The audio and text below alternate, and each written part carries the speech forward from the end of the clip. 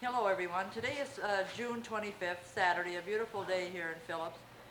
And we are going to be preparing a tape for the nursing home, and we're beginning with the Grandview Hotel. It has been sold and will be torn down in July. The Gengenbachs are the recent owners, and we'd like to begin here at the Grandview Hotel with a few words by Carl Gengenbach, the owner. Okay, Mr. Gengenbach. Hello. Well, the old hotel's going to go. Many people know more about it than I do. I've been here about 15 years, but many people remember back before the present generation knows anything about it. It has changed quite a bit over the years. The lobby is still the lobby, but it's been changed a little bit. The bar room was at one time the dining room. The ceiling has been lowered, and there's another wall put in and all that sort of thing. And it's now a bar room. For those people who used to eat here, remember this place well, they probably remember seeing these old doors, great big doors that swing both ways. Those are the entrance to the kitchen. And I find it quite interesting that one of them has a hole in it.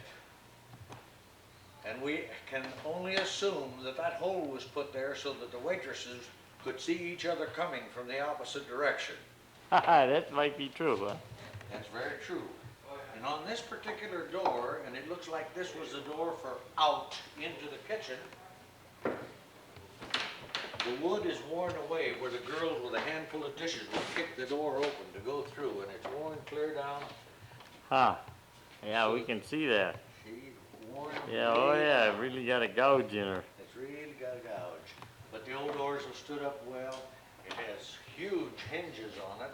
Yes, we can see now. them. That wide, and they swing both ways. This is good, and no squeaks or nothing yet, huh? No. Very nice.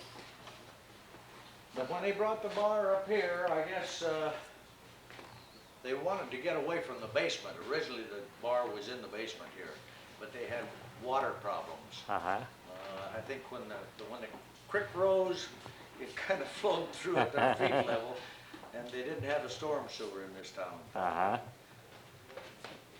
Behind us, behind us over here, were drawers that must have been in the rooms from the time they set up a hotel. Yeah, these are real antiques here. And before water was available in all rooms, I don't have one here, but they used to have the big bowl and the pitcher, and set it right on get top up and dash some of that cold water into that pitcher or into the dish bowl and wash your face there. There's a bar here on most of these where the towel hung, and then there was a mirror here for the vain ones to check their earrings. They didn't wear too many earrings, I suppose, but to check their braids and all that sort of thing.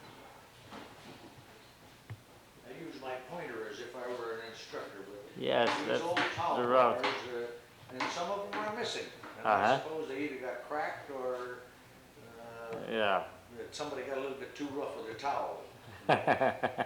In most cases, the mirrors had lost their luster and taken on some really funny figures. There's one mirror back figure in it. I don't know how one would ever design one like that, and I'm sure it wasn't supposed to be that way. Right.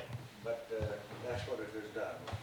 But age gets to all things. That's for sure. We're standing in one portion of what used to be the old dining room, and it's very apparent up there that there were 3 windows on this end of the dining room, and I doubt that door was there, but up there where they'd been placed in, there were 3 windows. The ceiling was quite high, all tin covered, pressed tin, which many people today ooh and ah over, and I'm sure the guy that put it up there was oohing and ahhing putting it up there. I bet you. It was a little bit of a problem. Then this wall was put in to cut this section down and make a small bar room out of it. And you can see through where we've made a cut through that the old tin is still up above that lowered ceiling. Uh-huh. About 1936, You bet. and it still plays. Yeah, those are dandies. Yeah, and that one, this one was a battery radio at one time, and it's been converted to an electric Electric, operated. yeah, Uh, 50 years ago or so, there are not too many around anymore that are No. in that full shape. Some of them which are around have had this portion removed. So Uh-huh. but this one is pretty complete. Staircases, we get that. and there used to be, as I saw in one record, 35 rooms.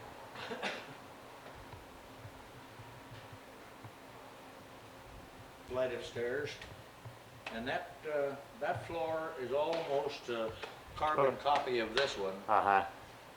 We gotta get our narrator in this shot here. I'm here with my grocery bag. Not really, this is my camera and some papers and some history books that I have. Uh-huh. That's right. Good. This used to be women's toilet and a men's toilet, but of course we've removed all that. Since we're gonna tear the old building down, we thought we would try to save as much as we could. Somebody might be interested in preserving something. Year that this was built? This built in 1906. 1906, huh? 1906, so that would make it about 82 years old. Yeah. I don't know who the first owners were, I've forgotten. But Walt Hartman, who still lives in this town, says he can remember shining shoes in the lobby down here. And Claude Murray Yeah, I know came him. to work over here, and he said the first job he had was to help square up the doors. You know, a building this size began to shift a little bit, and the doors would kind of bind, or so that was his first assignment over here, was to try to square up the little doors in the doorways. And he could probably tell you a lot more about the old times. I think his family had a hotel. In Yes, fact, they did. Toilet. I see. The old men's toilet, huh? Uh-huh. Okay. And here is where there were two wash basins, which I've removed. I see. People could come out here and wash their hands or Uh-huh. whatever. Towel racks. Uh-huh. Go. Ladies, that used to be the ladies' bathroom. You can see it written right there, back in the corner. Who's in there? Somebody in there. Yeah, it's not a lady, that's why he's hiding.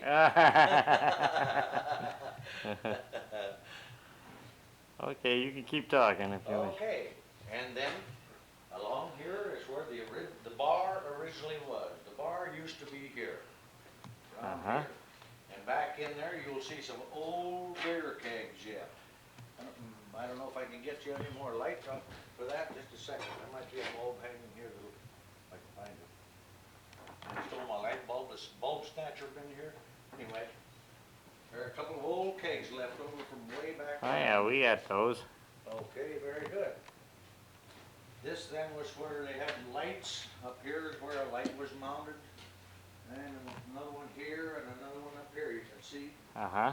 And they gave up having the bar down here, as I understand it, because sometimes when the creek would rise, if you will, they also had a little problem with water on the floor here. I see. It became bothersome. An old compressor motor right here for cooling their beer.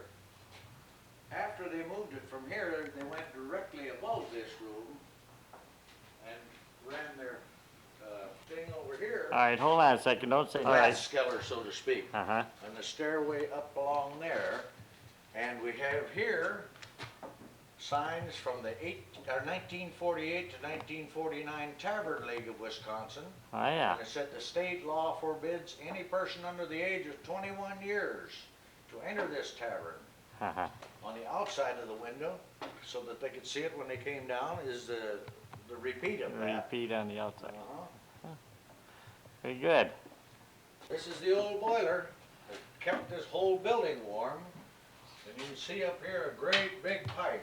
Steam would go out here, go up through all the pipes and various tributaries throughout, and go to some of those old steel radiators we may see a little bit later. and that's what kept this place warm.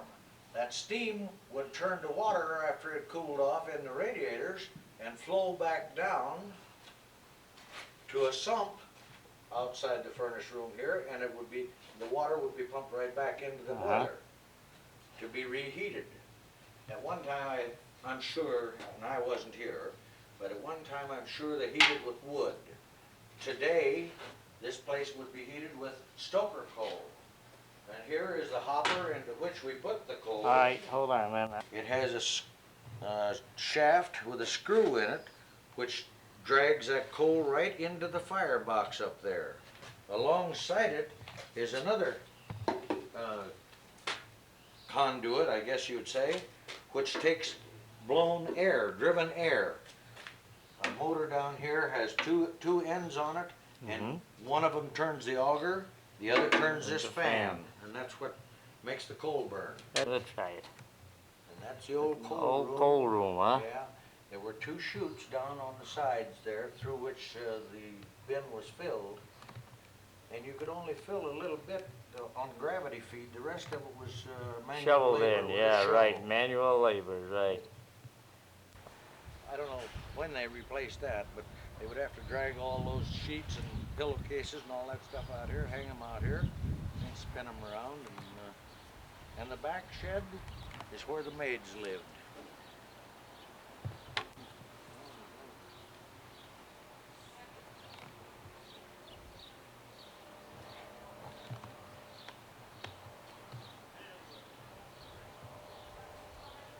Matt, how are you? These are some of the beds that sat in those rooms for many, many years, I guess. Probably held many, many bodies. Probably even held mine. Tell many, many stories.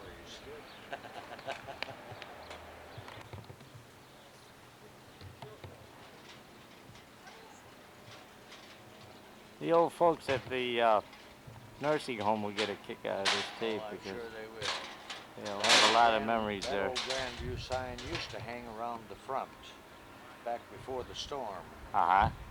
And the storm of '77 took out most of the windows up top. Uh-huh. So they were replaced. The ones on the first floor were not replaced. They're just repaired. They may have had to repair one or replace one, I don't know. And then we replaced quite a few down here. There's some conflicting stories about where that shed came from. Some said it sat parallel to the alley, away from the main building, and that's where all of the salesmen, the drummers, the cigarette salesmen, and the bacon and whatever would show their wares. And then one day they turned it and put it up against the building.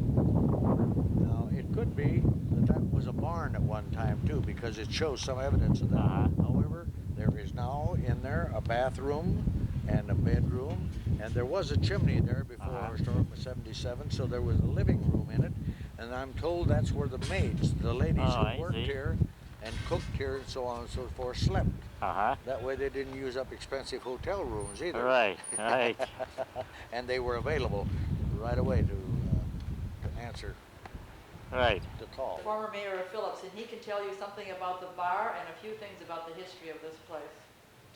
Originally, when liquor first came back in the state of Wisconsin or nationwide, the rules and regulations called for taverns that you had to be able to look in through the front windows and see who was in there.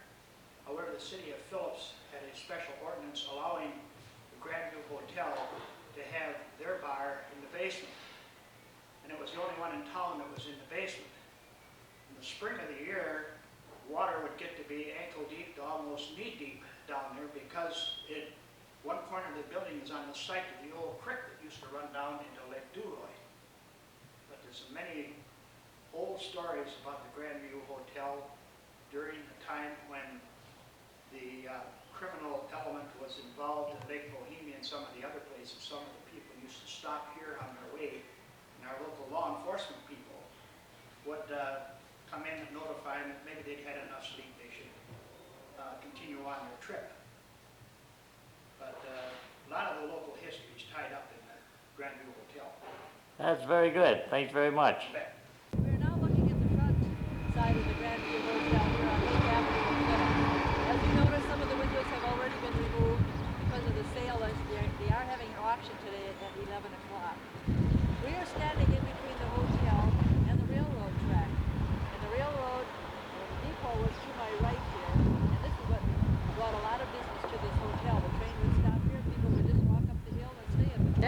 pile over there surrounded by the bushes is where the original depot stood, and that was torn down a few years ago. I see. I'm showing you the sign above the main door entrance of the hotel. There was also the clock, the time and temperature, but Gengenbach put that up there. You can also see the steps going down in case of a fire. Fire escape. Right. Very good, Trees. Years ago. Okay, we got that. We are looking at what is left of the Flambeau Milling Company plant here this morning. The original mill building at 185 South Lake Street in Phillips was erected in the early 1930s. And in June of 1944, ground was broken for a reinforced concrete structure to house the Flambeau Milling Company, which is the elevator we are looking at here. It contained a warehouse that was 90 feet by 120 feet with a 144,000 bag capacity. An elevator 34 by 34 feet and 115 feet high with an 82,000 bushel capacity and a 42 by 34 foot by 80 foot high grinding and mixing hall. Operations in this mill began with the completion of the building in 1945. The towering structure changed Phillips' skyline and forever after served as a welcome to State Route 13 travelers to and through downtown Phillips. Jack Schrader studied feeding programs of all classes for livestock, poultry, fur-bearing animals, and fish, and he developed a scientific formula to meet each need. His plant entered the dry feed production early and was among the first to promote pellet foods. The Sioux Line Depot agent, Clarence Hansen, said at that a major part of the $500 million freight paid each year in Phillips was due to the transportation of grain and feeds to and from the Flambeau Milling Company. Foreign markets had just become interested in the products of the Flambeau Mill when tragedy struck. On Tuesday, February 19, 1963, fire destroyed the Flambeau Milling Company. 3 employees were seriously burned. Jack Schrader, his business associates, his neighbors, and friends were crushed. Only the original building and the sales room remained intact. In Jack's words, after the fire and the insurance settlements, I took over the remains and built a retail sales store for the community. In May 1975, Jack retired. Flambeau Milling became Flambeau Farm Service, owned by Harlan Ball of Butternut. Clarence Kryling and Harold Black, former employees of Flambeau Milling, remained with Mr. Ball to carry on the millwork and retail operation. We are right opposite the depot again. There's that sand pile surrounded by the trees. And this cement walk was built after the welcome sign was torn down. There used to be a huge archway here, and there are still some cement remnants here. They welcomed the service boys from World War I back home after they got off the train here at the depot. Naturally, they came up to this main street here in Phillips. Unfortunately, the huge welcome sign and my monument was torn down in 1949 because the city fathers decided it was too costly to maintain. This was owned by Mr. and Mrs. Frank Bloom. Tilly Bloom still lives here because her husband had passed away. Frank Bloom's father, George Bloom, settled on Elk Lake, now Phillips, in 1875. He was employed as a mill hand by John R. Davis Lumber Company for about 9 years. In the meantime, he chose a spot off to the side of the main settlement and built a saloon. And it was open for business in 1884. 10 years later, that building was consumed by the fire that swept through the city of Phillips on July 27, 1894. Construction of the present building was begun immediately, finished, furnished, and opened for business in 1895. It has remained open ever since. Bloom's General Store added onto the north side of the building, opened in 1900, which is on the right side here of the Bloom's Tavern sign. Young Frank, son of the 7 children, worked in the store and as a delivery boy for his father, also to districts surrounding Phillips. Often farm produce and livestock or poultry were accepted in trade for the merchandise delivered. Frank married Tilly Schmidt of Park Falls in 1926. They had no children, and Frank took over the business after his dad died in 1933. Frank was a member of the Price County Board from April 1957 and served on the city council for 4 years prior to that. The Bloom establishment is furnished with many priceless objects. Most of all the furniture and equipment is the original, dating back to 1895. This is now in the Historical Society listed there. Would you like to get behind the bar? Yeah, I'd love it if you would. I can go back there? Yeah, if you want to, or wherever you want to be, Tilly.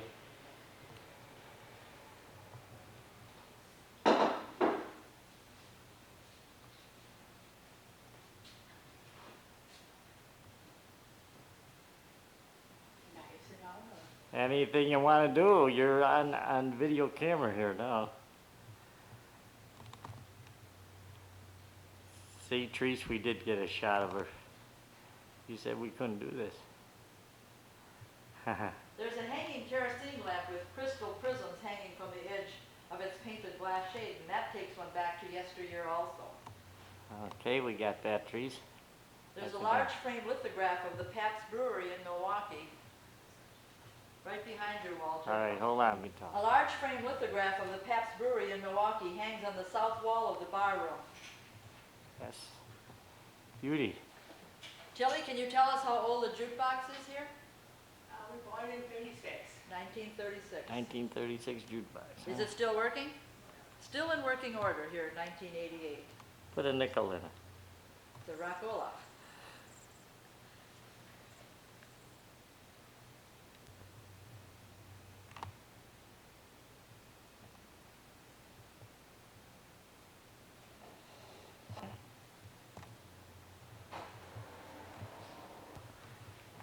Square card tables with tiny beer glass shelves fastened to the inside of each of the 4 table legs helps to keep the table top dry for those card games being played almost nightly here at Bloom's Tavern.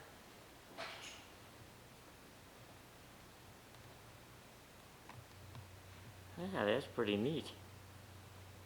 Only one and only spittoon here in Phillips, here at Bloom's Tavern. I believe so.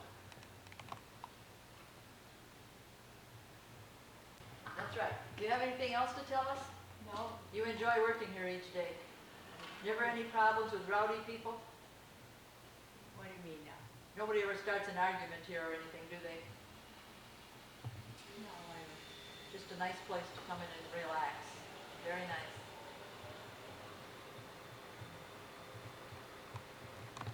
This is probably the original wooden floor from the year it was built also.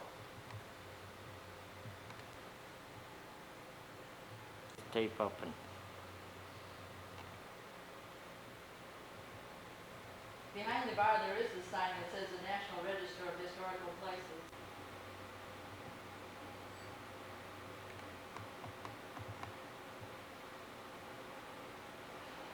oh there. That's Frank Bloom, Tilly's husband, tending bar. Uh-huh. The original back bar, original mirror. Has that cash register been here since? where are we going to put this? It's on tape for the nursing home. No, no, it'll be on film, on a movie for the nursing home.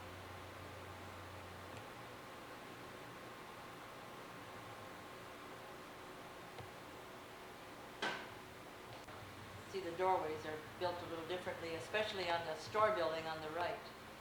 And naturally, the hitching posts with the horses.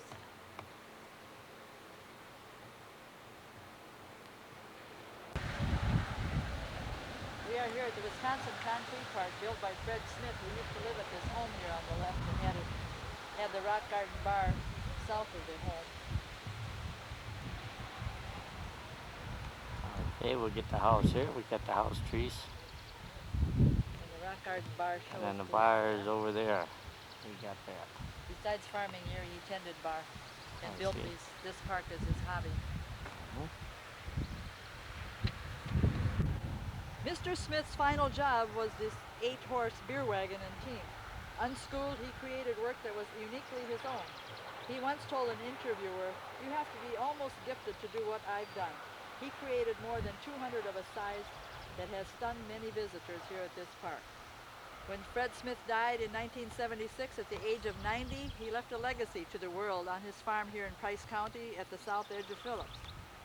Having worked and died in obscurity, Smith would be pleased and perhaps mystified to learn that the world now honors the figures he fashioned out of concrete, wire, broken beer bottles, and mirrors. The statues are enclosed by a fence and constitute the Wisconsin Concrete Park. Price County maintains the park as a permanent showcase for Smith's compelling collection of cement, loggers, Indians, oxen, horses, deer, and many other creatures. A native of Ogemaw, Smith had led a full life before he began his hobby of making the cement statues. He had spent 50 years as a logger and had a farm where Wisconsin Concrete Park is now located. In later years, Smith built and ran the Stone Tavern next to the house and park. Although suffering from arthritis at age 65, Fred Smith started filling his yard with mosaics and sculptures, working for 15 years before a stroke disabled him. Okay, hold a second, Patrice.